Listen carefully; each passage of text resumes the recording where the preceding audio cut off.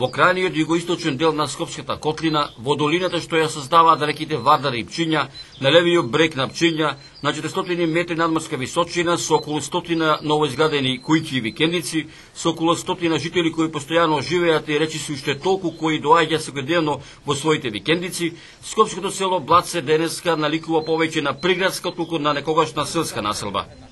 Дојдовме и во ова село да го видиме како тоа изгледа денеска. Ова население живеше порано, претежно беше пасивен крај, значи со стока имала, долу што е оноа познато Катлановско блато, езерано, од таму со шаор, од тоа трската живеева и од стока. Што беше причината да си дојшов овдека повторно? Па ти кажам, јас бев во Германија 9 години, носталгијата ме влечеше.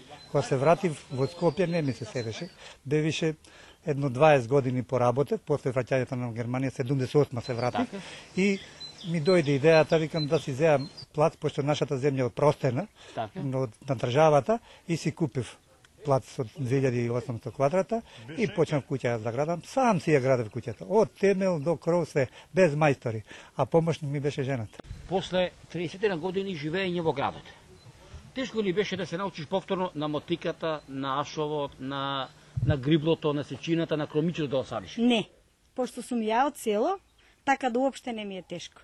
И да работам, и да месам, и да сукам, и све. Од кој се? Јас сум од Бардовци, Бардовчанка. Така. Срцето на пиперките и на патлиџани. Така. Која е твојата препорака до младиве луѓе што се без работа вака? Па да ви кажам, овде што се без работа, како што и програмава на владава денешна, кои да си купат, пошто у град више немаат екзистенција, немаат ни некој ни образование, да речеме, или занат некој донади, најпо може и у село да се живее.